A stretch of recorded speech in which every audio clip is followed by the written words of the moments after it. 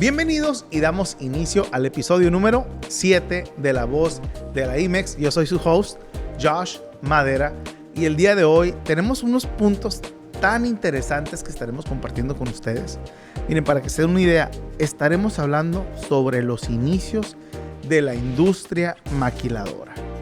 Muy interesante historia la que tiene el invitado de hoy que nos estará compartiendo. También nos va a estar hablando sobre cómo podemos tomar mejor ventaja del programa IMEX, al igual que algunos cambios en las leyes fiscales y de qué forma lo están tomando las empresas, de qué manera está afectando la industria estos cambios fiscales que se han dado. Y un tema de verdad en mente de todos, preocupación de muchos, especialmente aquí en la región frontera, estaremos hablando sobre el tipo de cambio. Peso, dólar, dólar, peso, qué está sucediendo, por qué estamos viviendo esto y qué es lo que podríamos posiblemente esperar en un futuro. De verdad, no se pueden perder este episodio. Quien estará a cargo de compartirnos esta información de valor es ni más ni menos que el contador público certificado Fernando Acosta de Sages Sines Grant Thornton. Imagínense nada más, cuenta con 38 años de experiencia como consultor de negocios internacionales y es reconocido como un elemento indispensable dentro del sector de la industria maquiladora en México a nivel nacional. Cuenta con una maestría en tributación internacional de la Academia Mexicana de Investigación Fiscal en México y ha sido capaz de tomar la compleja dinámica que envuelve a la atmósfera de los negocios internacionales, siendo considerado un experto en la planificación de inversiones nacionales y extranjeras. En verdad, fue un gran deleite poder entrevistar al contador Fernando Acosta en este episodio.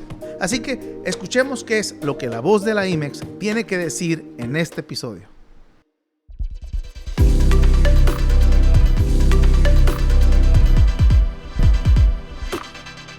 Damos inicio a este episodio de La Voz de la IMEX con un gran invitado que va a compartir años de experiencia, expertise en una área que es el oxígeno de cualquier empresa. Nos acompaña el día de hoy el contador público certificado Fernando Acosta. Bienvenido. Muchas gracias. Y sí, muchos años de experiencia, mira.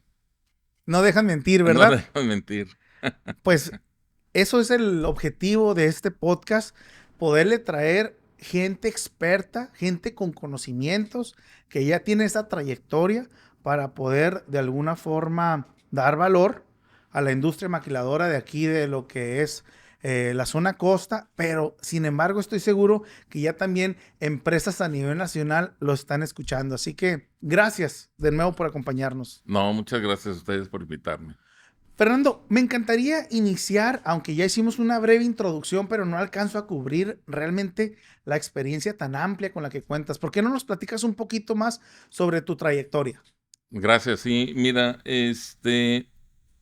yo tengo aproximadamente 38, 40 años de experiencia como contador público y durante esos años, que no son pocos, he atendido básicamente industria maquiladora.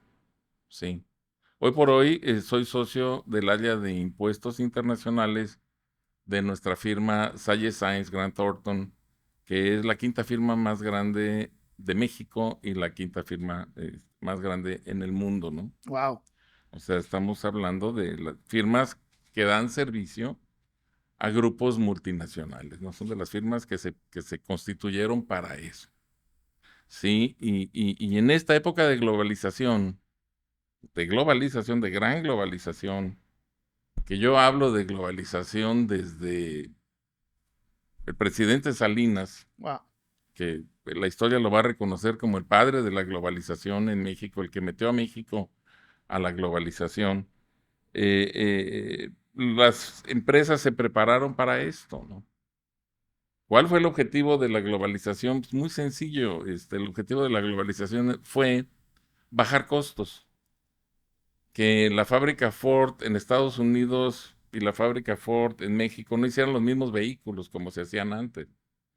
porque transportar los inventarios era carísimo. Entonces, la globalización fue, vamos a ponernos de acuerdo para que no tengamos impuestos entre nosotros y tú en Estados Unidos hagas el modelo X y en México vamos a hacer el Y y lo mandamos de aquí para allá y de allá para acá y iniciamos con un mundo global. Bajamos costos, subimos utilidades.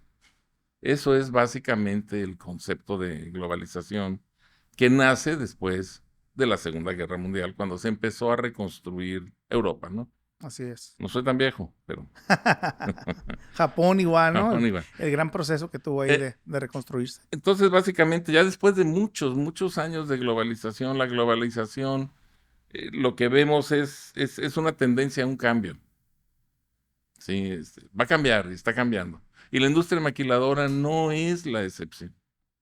La industria maquiladora va a cambiar, ha cambiado desde su formación. Ahorita que menciona ese punto tan importante, Fernando, ¿cuál en estos años de experiencia, cómo era la industria maquiladora en esta zona en sus inicios? Mira, yo cuando terminé mi maestría, yo cursé una maestría en la Ciudad de México de tributación internacional. Y escribí mi tesis, que después se hizo un libro hablando sobre precios de transferencia en la industria maquiladora. O sea, mi libro fue pionero en este tema, ¿no? Y me di a la tarea de investigar cuál fue la primer maquiladora en México. Como nuestra firma tiene oficinas en muchas plazas, pues yo conozco las plazas y me di la tarea de investigar, porque todas las plazas claman tener la primer maquiladora, ¿no? Así es en Nogales, decimos, no, la primera maquiladora fue mía en este año. Mexicali, que fue Ensambladores Electrónicos de México en este año. Juárez, X en este año. Pues resulta ser que la primer maquiladora que hubo en México fue en 1960, se llamó Caimar de México y es de Tijuana. ¡Wow! Y la abrió mi gran querido amigo, que en paz descanse, Enrique Mieri Terán. Él fue el que la estableció siendo un chamaco. ¿Qué es lo que hacían ahí? Ahí hacían peinetas para dama y aquellos broches que se ponían. Sí. Enrique fue a una fiesta a Los Ángeles, conoció al dueño de una empresa, le platicó su proceso, lo invitó a verla y Enrique le dijo, oye, yo te puedo hacer esto en México más barato. Wow. Y entonces el dueño le dijo, bueno, pues llévate unas máquinas, déjame unas máquinas. Le dio unas máquinas todas descompuestas. Aquí hicimos mexicanadas, las arreglaron y empezaron a producir. Y al rato se volvió la empresa más grande de Tijuana. O sea, todo un negocio. Y así nace la industria maquiladora. Me emociona. Qué importante dato O compartes sea, con nosotros. Estoy seguro que muchos de nosotros, aún siendo tijuanenses como yo no lo sabía. esto que te digo no lo inventé yo, fue incluso publicado en el 115 aniversario de la ciudad en el periódico Frontera. O sea, estaba yo leyéndolo y dije, esto es mi material. Hablo yo con Enrique y me dice, sí, en efecto, yo a Enrique lo conozco de hace muchos años y me dice, ¿sabes qué? Sí, es lo correcto, ¿no? Y entonces ya lo plasmé y dije, esta es la primer maquiladora en México, ¿no? Y, y lo chistoso, y lo que yo digo es, las maquilas, primero no se llamaban maquiladoras. Se fueron estableciendo y no había reglas. O sea, yo quisiera que nos imagináramos en 1960, venir a Tijuana era todo una odisea. Porque en 1960 no había jets, o empezaban los primeros, eran aviones el DC-3 y Sí. DC-9. Eh, el diario oficial iniciaba su vigencia por kilómetros. Y era cada X, no sé, no recuerdo, no quiero mentir, pero si no sé, sea 50 kilómetros o 100 kilómetros por día. Entonces, cuando ya llegaba la vigencia a Tijuana, pues ya eran 3 semanas o 4 semanas de que iniciaba la vigencia una ley. Wow. Entonces, lógicamente, imagínate, pues pedir una regla o un trato para una maquiladora, pues era en chino. Entonces empezaban a trabajar como podían con las reglas y las leyes que, que conocen, ¿no? Que conocían y que estaban en ese momento. Sí. Eh, en aquella época, a mí me tocó trabajar con las primeras maquiladoras antes de que naciera el impuesto al valor agregado. El impuesto al valor agregado nace en México en 1980 y entra en vigor en el 81. Antes había un impuesto que se llamaba Impuesto sobre Ingresos Mercantiles. Mm. Entonces tú establecías una maquiladora y la maquiladora se establecía como una empresa. Importaba su maquinaria, la ponía a nombre de la empresa mexicana, pagaba su impuesto sobre ingresos mercantiles, pagaba el impuesto sobre ingresos mercantiles a la importación de la materia prima y cuando exportaba, pues no pasaba nada. Luego nace una figura porque empieza a haber más negocio y empiezan a decir, oye, yo quisiera que me regresaras ese dinero porque si yo lo exporto, pues el bien no se queda aquí en el país. Ujú. Y entonces México se adhiere a un sistema que en impuestos se conoce como drawback. Y empezaron a regresarles el impuesto sobre ingresos mercantiles. ¿Sí? ¿Por qué estoy platicando esto? Porque las maquiladoras eran empresas normales en Sí. aquella época.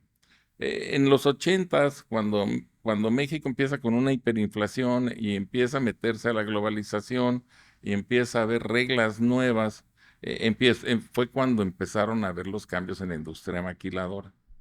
Y entonces, las primeras reglas precios de transferencia son unas reglas en las cuales obligan a las empresas de grupos multinacionales a que el precio que tú le des a tu parte relacionada tiene que ser a valor de mercado.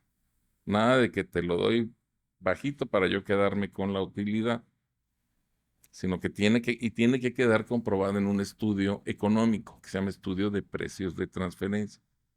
Entonces, una vez que haces ese estudio y que demuestras que el precio se está dando a valor de mercado, entonces estás actuando como si fueras una empresa normal, independiente, y estás bien.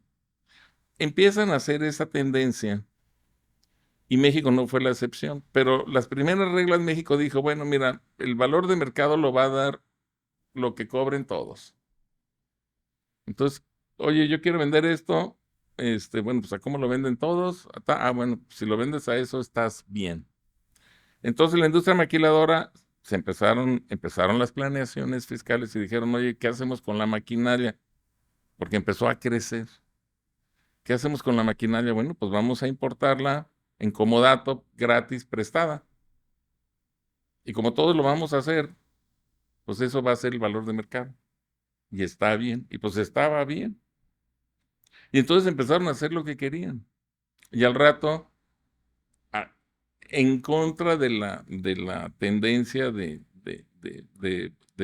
balance financiero entre ambos países, pues toda la utilidad se quedaba en Estados Unidos. Mm. México, cuando entra al GATT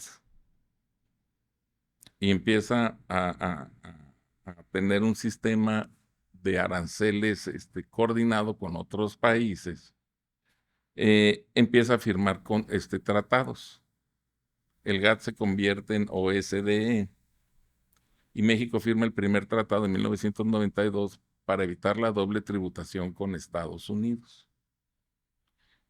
O sea, y ahí empieza a haber los cambios. México se compromete a grabar con reglas de precios de transferencia, pero para esa época la industria maquiladora ya era muy grande en México.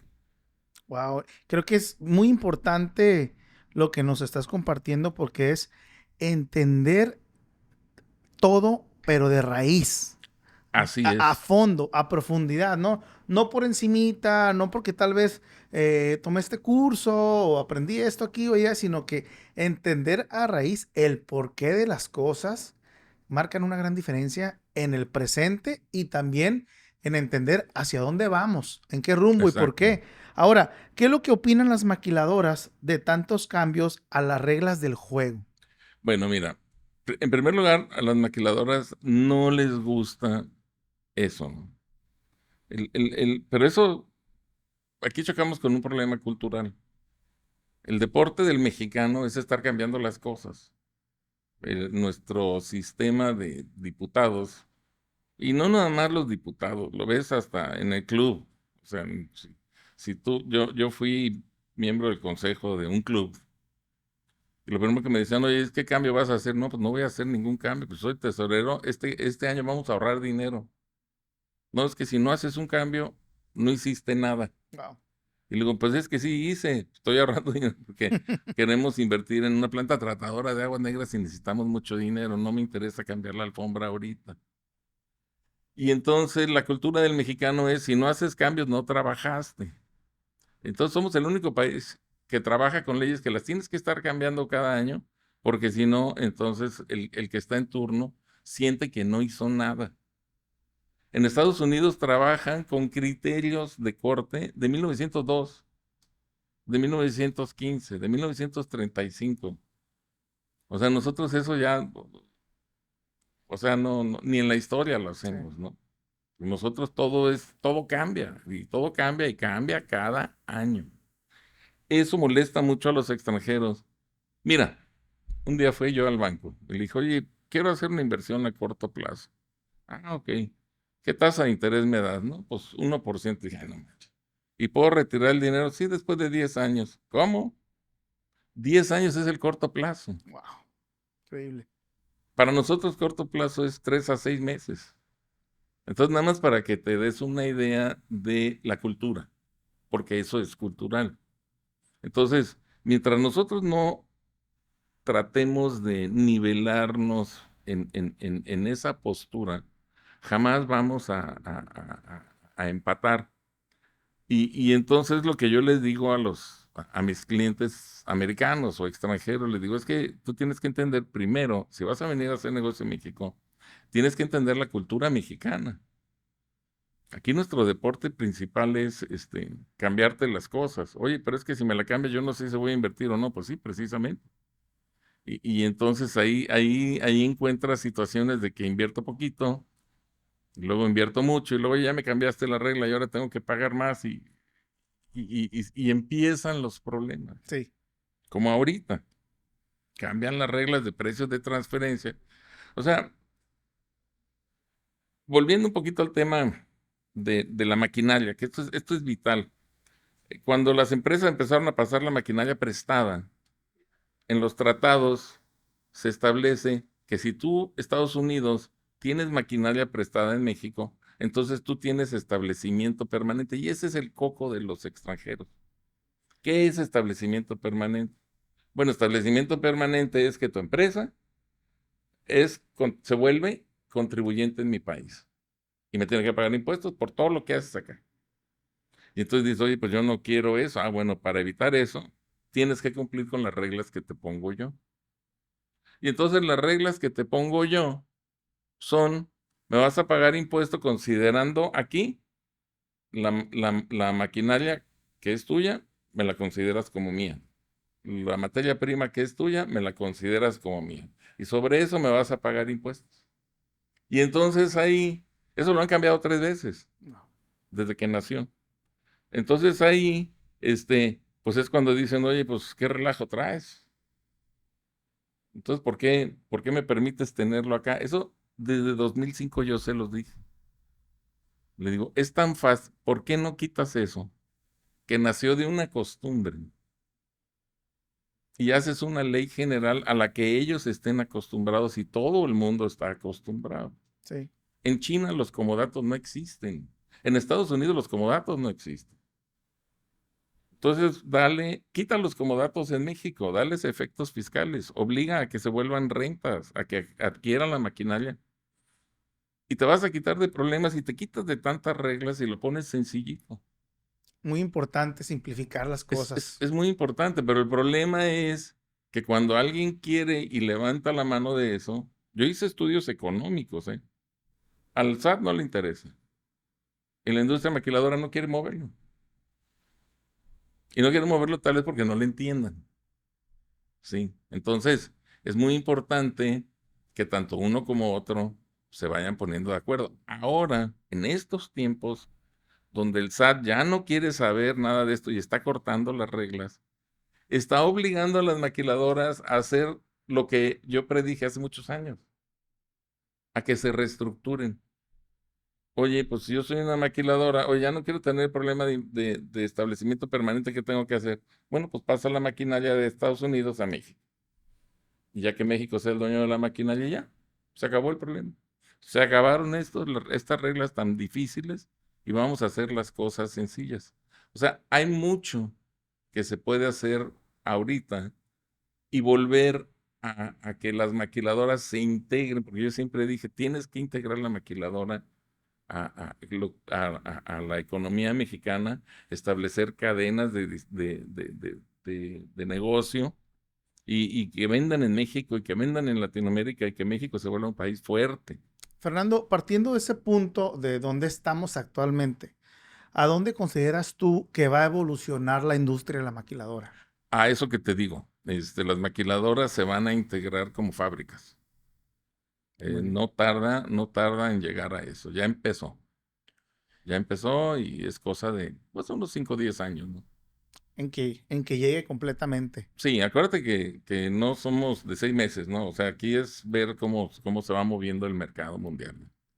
Hablando del mercado mundial, hablando de los cambios y de las curvas que de repente azotan a esta industria, un punto importante que ahorita está en mente de muchos empresarios, y me gustaría aprovechar que te tengo aquí el día de hoy, que eres experto en el tema de finanzas, es lo que está pasando con el tipo de cambio peso dólar. Sé que es un tema complicado, pero me encantaría que nos compartieras cuál es tu punto de vista en este tema, a quién consideras que beneficia, a quién afecta, eh, por qué está pasando y a lo mejor qué podríamos esperar en un futuro, ¿no? Bien, mira, yo vengo del tipo de cambio de que estaba a 2.50. Luego me tocó que la moneda yo ganaba 1 millón de pesos a la semana. Me tocó que le quitaran los tres Ceros. ceros. Me tocó todo eso. Ha sido una experiencia, me ha dado una experiencia enorme en economía, ¿no? Eh, He llegado a la conclusión de que para nuestro país el tipo de cambio es una cuestión política.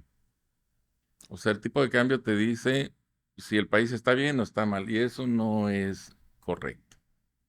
El tipo de cambio no es más que un balance. Para que un país esté bien, el país tiene que tener balance, su balanza comercial tiene que estar nivelada o desnivelada, pero hacia la exportación. Pero si por lo menos lo que importas es lo mismo que lo que exportas, tu país va a estar estable, va a tener estabilidad. Ahora, si exportaras más, que ese siempre es el objetivo de cualquier gobierno, lograr que exportes y exportes y exportes para que traigas divisas y esas divisas entren a la economía a generar riqueza. Eso es lo mejor. Pero para que puedas exportar, pues no puedes tener un tipo de cambio alto. Un tipo de cambio alto no significa que tu país es fuerte. Tu país no es fuerte. Lo que tienes es mucho dinero extranjero en circulación que no es producto de exportaciones manufactureras. Es producto de especulación. Es producto de muchas cosas. Mira, en la pandemia, Estados Unidos echó a andar la maquinita de los dineros para ayudar a su gente. Sí, Por 2 años estuvo pagando sueldos de gente que no trabajó, que no produjo, para no quebrar. México no, México fue muy disciplinado y fue muy criticado el gobierno. Sin así embargo, es. yo pienso que hizo lo correcto, porque fue muy disciplinado, dijo, no, aquí nos vamos a mover y tuvimos estabilidad, una estabilidad que fue razonable. Sí, También hubo problemas, claro, pero no nos fue tan mal. Todo lo demás es política, que no es el tema, ¿no? Pero dentro de lo económico estuvo razonable. Entonces, Estados Unidos, hoy por hoy, que ya pasa la pandemia, que echa a andar todo, pues ¿qué hace con tanto dinero? Una cantidad de esa de dinero más lo que genera en su propia economía con sus exportaciones y con sus cosas, pues le va a generar una burbuja inflacionaria tremenda que empezó a crecer. sí. Entonces tuvo que abrir llaves. Y en esas llaves estábamos nosotros, pues, si no en primer lugar, en segundo. Y entonces ahí te va dinero para México. ¿Cómo? Por todas las vías, todas las vías. Eh, México, ayúdame, pues ayúdame. México sube la tasa de interés por ejemplo, los CETES están a 11%, a 11.4% la tasa de interés, pues todo el mundo se quiere ir a invertir a México. Y a eso, más el lavado de dinero, más el narco, más los paisanos, más lo que gustes y mandes, la economía mexicana ha sido inyectada de muchos dólares. Y eso hace que el tipo de cambio baje. Cuando esos dólares, lo bueno es que muchos de los dólares se están quedando. Nomás ve Tijuana la cantidad de Tremendo. edificios y no somos la única ciudad. A donde vayas ves crecimiento. Entonces significa que por primera vez en la historia se invirtió y esa inversión ha funcionado. Va a funcionar. Eso nos va a traer, nos va a traer beneficios. A lo mejor se alenta un poquito, pero después de 5 años arranca, ¿no? Entonces, lo más importante aquí de nosotros es que el tipo de cambio vuelva a los niveles que están. Es doloroso para los bolsillos de la gente que vivimos en frontera. Una persona del interior que gana pesos y gasta pesos, pues no le preocupa. Realmente el tipo de cambio preocupa a las empresas. Así es. Entonces es difícil, si tú eres un exportador, es difícil ver que tus costos están yendo para arriba por el tipo de cambio. Sí. Entonces, pues tienes que subir el precio, vender más en dólares y te sales de mercado. Si eres, todo el sector inmobiliario está desfasado porque todo se movía en dólares. Y ahora está cambiando y todo quieren en pesos porque pues en dólares no me alcanza, no recupero mi inversión. Así es. Y Y el reto ahí es que los dólares los cambian a pesos, pero los que estaban pagando los precios altos es la gente que venía con dólares de allá para acá porque tenía un rendimiento. Ahora, exacto. quieren mantener el negocio inmobiliario, los precios de antes, ahora en pesos, y ya no está dando la Sí, pero no, matemática. no, no es, o sea, los precios se fijan por un motivo, que es el retorno de la inversión. ¿Sí? Entonces, si tú pides prestado al banco, pagas una tasa de interés, lógicamente, lo mejor terminas con una ganancia del 10% del 5%. ¿Sí? O sea, no te creas que es el gran negocio. Sí, Es un negocio financiero. Que ganas, pues, pero ganas porque son precios muy altos. Pero ahora imagínate que ese 5 se te vuelva 1 o pase a ser número negativo. Entonces, ¿qué pasa? Pues pasa lo que está pasando ahorita, nadie quiere vender. Digo, yo estoy vendiendo mi casa y yo digo, no la vendo ahorita. Ahí nos haremos es lo patos. que está pasando en el mercado. Mucha gente ha quitado sus propiedades del mercado para esperar a ver qué es lo que va a Es, pasar es- con el tipo es de cambio. esperar a que regrese el dólar, porque el tipo de cambio tiene que regresar porque va a llegar un momento en que México va a decir, oye, ya te ayudé, ahora necesito que me ayudes, ¿no? Déjame regresar a mis niveles, ¿no? Normalmente, Fernando, cuando vemos un cambio de presidente, acompaña algún cambio en las finanzas. ¿Tú crees Sí. que en el próximo cambio de presidente de la República miremos movimiento en el tipo de cambio? Pues mira, hay gente es que hay de todo, las opiniones ya, nadie sabe qué opinar, ni yo. Hay quienes que opinan que después de esto, como lo está aguantando mucho, se van a la historia y ven qué ejemplos hay similares, entonces dicen, no, lo que sigue es el error de diciembre, ¿no? Y se va a ver una, una paridad enorme. Yo no creo que llegue a pasar eso, no soy economista, pero yo creo que vamos a andar alrededor de lo que anduvimos hace 2 años, ¿no? O sea, 20, 21, 22, cuando mucho, pero porque el país está bien. O sea, el país no está mal. O sea, si quitamos un poquito las malas noticias, te das cuenta que el país no está mal. Yo no veo empresas quebradas, no veo negocios saqueados, no veo nada. O sea, lo que se ve es la delincuencia normal que hay en ciudades que crecen, que es mal, pésimo. Se ve, pues, no me quiero meter en política, pero a lo mejor actuaciones pobres de la policía, eso ya son cosas Sí. de la administración. Pero por otro lado, la ciudad tampoco está no estamos en ruinas, ¿no? Como en los 60s, ibas a cualquier ciudad, no quiero decir nombres para no menospreciar a ninguna, y todas las calles eran baches y todo, ¿no? No estamos en ese nivel, estamos poco a poco recuperando terreno, ¿no? Es un cambio de gobierno.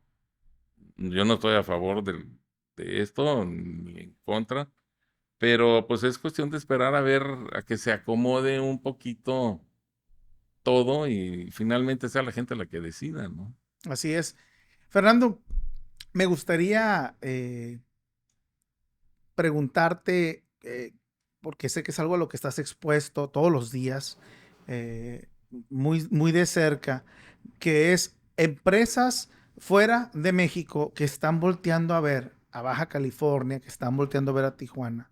¿De qué forma se podrían beneficiar estas empresas de un amparo de un programa como el que es IMEX? Mira, si ah, un ejemplo es el Bajío. En el Bajío, la mayoría de las empresas que están llegando están utilizando el IMEX de forma parcial. Sí, o sea, no lo están usando como lo usan en la frontera. Son dos mentalidades diferentes, porque la Wow. frontera tiene toda la historia y allá es nuevo. Y entonces allá lo están usando bien, porque lo están usando a su conveniencia. Ok, ¿y Sí. cuál es la diferencia? La diferencia es que no se están metiendo en los problemas fiscales de tener una maquila pura. O sea, cuando vuelve el PRI, mira, tiene historia, ¿no? Cuando sale el PRI y llega el PAN, cambian las leyes, se relaja y la industria maquiladora crece porque le dan oportunidad de tener cadenas. Y pásate de una, transfiere a otra, fue cuando nació. O sea, era un boom terrible. Llega el PRI y dice, no, yo quiero mis reglas, y otra vez al control. Y en esas reglas, si quiero que nomás sean maquilas puras, y una maquila pura es lo que entra, sale, lo que entra, sale. Y todos dijeron, ah, bueno, pues en la frontera, pues lo que entra, sale, ¿no? Así como corderito. Sí, Y se olvidaron del negocio, pues, o sea, oye, pues, ya estabas hablando de vender en México, estabas hablando de esto, estabas hablando de tener una distribuidora aquí, no, pues abrimos otra empresa, o sea, más gastos, ¿no? Y eso se hace terrible, y más ahorita, ¿cómo vas a abrir una empresa si está el peso como está, ¿no? Te va a salir carísimo. así es. Entonces, allá no trabajan como maquila pura, que adquieren la maquinaria. Adquieren la maquinaria, toman los beneficios de la importación temporal, toman los beneficios de todo, pero también pueden vender en México. Y se ponen a vender en México y se ponen a... ¿Por qué? Porque es industria automotriz, es industria que está pegada a la línea blanca, o sea, es otro que está ahí con Monterrey, o sea, es lo moderno de Están diversificando más sus Es oportunidades. exactamente, exactamente. Y nosotros aquí todavía nos quedamos con la usanza antigua, porque tenemos mucha maquiladora fronteriza, transfronteriza, pues, de Sí. empresas pequeñas, etcétera, ¿no? Y eso es la diferencia, convencer a esas empresas pequeñas de que lo mejor es lo que se está haciendo allá en el Bajío. Pero para hacerlo eso, primero tenemos que convencer a todos los que prestamos servicios, ¿no? Qué importante, ¿eh? Qué importante y cómo muchas veces, y es algo que veo en varias áreas, nuestra fortaleza pasa a ser a veces nuestra debilidad también, ¿no? Que en Exacto. este caso es tantos años de experiencia, tanta historia, tanta trayectoria y buenos resultados de hacer las cosas de una forma. Ahorita están jugando una desventaja o una contraparte de tal vez no poder hacer tan rápido esos cambios o esos ajustes a tomar una mejor ventaja de estos Sí, programas, ¿no? se necesitan visionarios. Excelente. Necesita la plaza más gente visionaria, ¿no? Como lo que ustedes tienen aquí, que es visionario. Muchas gracias. Definitivamente, Fernando, y algo que a mí me llena de mucho orgullo es tener a personas en este podcast como lo eres tú, que pienso que eres una persona visionaria con tantos años de experiencia y que desde hace muchos años has estado teniendo esa claridad del panorama de la industria maquiladora, qué cosas van a suceder, qué cambios tenemos que hacer. Y hoy en día, afortunadamente, contamos con este tipo de espacios que precisamente por algo se llama La Voz de la IMEX, para poder compartir información, para hacer más ruido, involucrar a las personas correctas en este tipo de diálogos, en este tipo de comunicación, en algún momento, ¿por qué no? Hasta algún tipo de debate de qué oportunidades tenemos para mejorar, ¿no? Y ese es el ambiente que se está creando y creo que vamos por muy buen camino. No, muy bien. Fernando, te quiero agradecer mucho ver compartido el día de hoy. Sé que no tantos años de experiencia no lo podemos encapsular en un solo episodio, así que espero que en un futuro nos acompañes compartiendo más de tu experiencia, más ideas que sé que serán de gran valor para la industria maquiladora. Fernando, muchísimas gracias. Muchas gracias, muchas gracias por invitarme y con mucho gusto aquí estaremos. Excelente. Bueno, gracias por acompañarnos a un episodio más de La Voz de la IMEX. Asegúrense de seguirnos en redes sociales, en YouTube. Estamos dentro de Index Zona Costa. Nos encuentran en Spotify como La Voz de la IMEX. Así que estaremos trabajando, como lo hemos hecho hasta el día de hoy, con mucha pasión, con mucho compromiso para traerles el mejor valor, los mejores conocimientos a través de los mejores invitados, como lo hicimos el día de hoy. Me despido, soy Josh Madera y espero que nos escuchen y nos miren en el próximo episodio. Hasta luego.